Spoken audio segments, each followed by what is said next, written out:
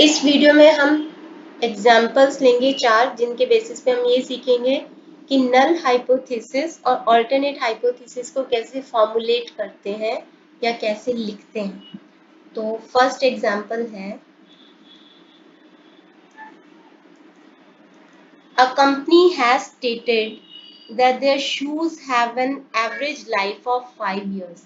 तो एक कंपनी ने कहा है कि उनके शूज की एवरेज लाइफ 5 years है। शूज की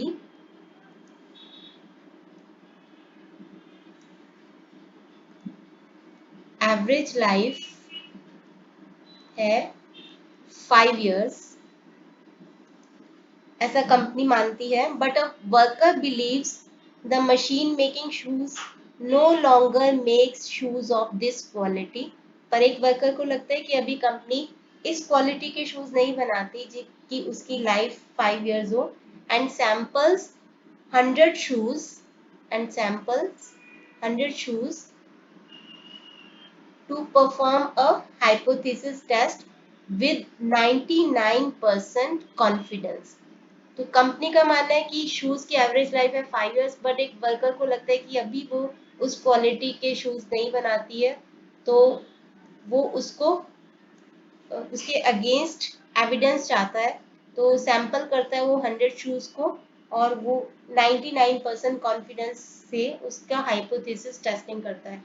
अब हमें इसकी नल और अल्टरनेट हाइपोथेसिस लिखनी है, तो कैसे लिखेंगे? सबसे पहले कंपनी जो मानती है वो एक एक्सेप्टेड ओपिनियन है या एक स्टडी है उनकी, तो उसके बेसिस पे वो मानते हैं। तो दैट मीन्स कि वो हमारी नल हाइपोथेसिस है, यानी कि एच नॉट।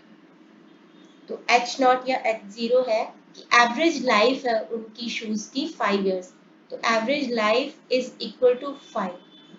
याद रखना कि यहाँ पे इज इक्वल टू है, तो दैट मीन्स कि ये टू टेल टेस्ट है, जहाँ पे लेस देन और इक्वल टू का साइन होता है और मोर देन इक्वल टू का साइन होता है। मतलब मोर देन और लेस देन समथिंग होता है स्टडी के में, तो वो वन टेल टेस्ट होता है। अब यहाँ पे कि उनको मानना है कि उनके शूज की एवरेज लाइफ 5 years है, तो दैट मीन्स कि वो टू टेल टेस्ट है। तो इसीलिए म्यू इज इक्वल टू 5, क्योंकि ये पॉपुलेशन मीन है, मतलब एवरेज है।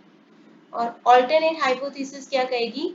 इसके एकदम मैथमेटिकली ऑपोजिट, यानी कि अगर म्यू 5 है तो ऑल्टरनेट हाइपोथेसिस मानती है कि वो 5 नहीं है, not equal to 5।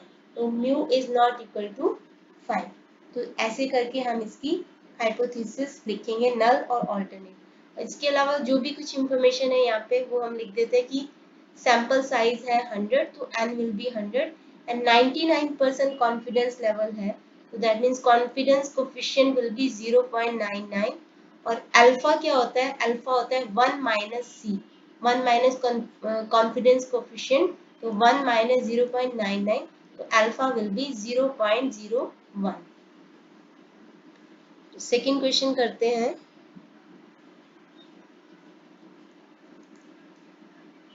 A study says that an average teen sleeps no longer than 10 hours per day। तो एक स्टडी कहती है कि एक एवरेज टीन जो है वो no longer than 10 hours per day, मतलब 10 से कम, 10 से कम या उसके जितना वो सोता है एक एवरेज टीन, या तो 10 से कम घंटे या उसके जितना, यानी कि इतना सोता है। A researcher believes that teens on an average sleep longer than that। तो एक रिसर्च बिलीव करती है कि इससे ज्यादा सोते हैं, तो मोर देन 10। तो यहाँ पे लेस देन मोर देन का है, तो दैट मीन्स कि ये वन टेल टेस्ट है। ये जानना बहुत जरूरी है कि वो वन टेल टेस्ट है कि टू टेल टेस्ट है, क्योंकि उसके बेसिस पे हमारा जो डिसीजन होता है कि एवरेज, कि हमें रिजेक्ट करना है नल हाइपोथेसिस को क्या नहीं करना, वो उसका बेसिस चेंज हो जाता है। तो नल हाइपोथेसिस कैसे लिखेंगे इसके बारे में, कि an average teen sleeps no longer than 10 hours per day. तो म्यू होगा नो लॉन्गर देन 10 hours, तो लेस देन और इक्वल टू 10, मतलब 10 घंटे सो सकता है, 10 घंटे से कम सो सकता है। तो ये नल हाइपोथेसिस होगी और इसका ऑल्टरनेट हाइपोथेसिस क्या होगा कि म्यू इज ग्रेटर देन 10, मतलब इसका मैथमेटिकली ऑपोजिट होगा। मतलब ये स्टडी कहती है कि नंबर क्या है उनके स्लीपिंग आवर्स का एक टीम का, या तो 10 हो सकता है या तो 10 से कम हो सकता है, और हम उसको अगर इसको टेस्ट करते हैं तो 10 से ज़्यादा हो सकता है। मतलब ये चीज़ ओवरलैप नहीं करनी चाहिए दोनों, नल हाइपोथेसिस और अल्टरनेट हाइपोथेसिस। तो इस तरह से हम ये वाली क्रिएट कर देंगे। थर्ड एग्जाम्पल है,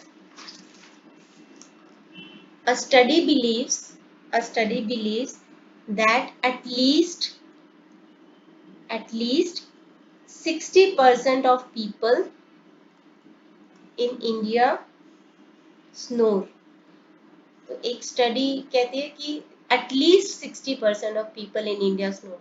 तो एटलीस्ट 60% ऑफ पीपल, तो सबसे पहले तो ये मीन का क्वेश्चन यानी म्यू का क्वेश्चन नहीं है, ये प्रोपोर्शन का क्वेश्चन है कि इसमें ये मानते हैं कि 60% ऑफ पीपल, दैट मीन्स कि 60 आउट ऑफ 100 पीपल स्नोर। तो ये प्रोपोर्शन का क्वेश्चन है। तो प्रोपोर्शन क्या होगा, 60 अपॉन 100 यानी कि 0.6। तो 0.6 होगा प्रोपोर्शन का वैल्यू, जो कि हाइपोथेसाइज्ड वैल्यू है। सॉरी, मतलब कि स्टडी ये कहती है कि 0.6 प्रोपोर्शन, इतना प्रोपोर्शन लोगों का जो स्नोर करते हैं इंडिया के अंदर। तो हम लेंगे null hypothesis, proportion is greater than और इक्वल टू 0.60, क्योंकि एटलीस्ट है 60 से ज़्यादा, 60% से ज़्यादा भी स्नोर कर सकते हैं। और इसका नल ऑल्टरनेट हाइपोथेसिस क्या होगा कि लेस देन 0.60। तो ये वन टेल टेस्ट है और ये प्रोपोर्शन के ऊपर बेस्ड है। तो यहाँ पे प्रोपोर्शन वाले फॉर्मूला से टेस्ट स्टेटिस्टिक्स निकाला जाएगा। नेक्स्ट है last example, a teacher believes, a teacher, okay यहाँ पे अभी मैं पूरा क्वेश्चन लिखूंगी क्योंकि ये थोड़ी वर्डिंग डिफरेंट है इसकी। A teacher wishes to test if the average IQ of students in his class is different from 100। तो state the null hypothesis and alternate hypothesis। तो यहाँ पे वर्डिंग पे ध्यान देना कि a teacher wishes to test, तो टेस्ट करना चाहता है कि एवरेज IQ उसके क्लास के स्टूडेंट्स का डिफरेंट है फ्रॉम 100, मतलब 100 नहीं है। तो इस क्वेश्चन में हम ऑल्टरनेट हाइपोथेसिस से स्टार्ट करते हैं कि वो विशेस टू टेस्ट, इसको टेस्ट करना चाहते हैं चीज को।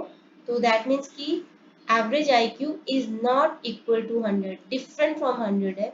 तो नल हाइपोथेसिस क्या होगी कि म्यू इज इक्वल टू 100, क्योंकि दोनों एक दूसरे के मैथमेटिकली ऑपोजिट होने चाहिए। अगर वो नॉट इक्वल टू 100 है तो ये इक्वल टू 100 होना चाहिए। तो ऐसे करके हम इसको फॉर्मुलेट कर सकते हैं।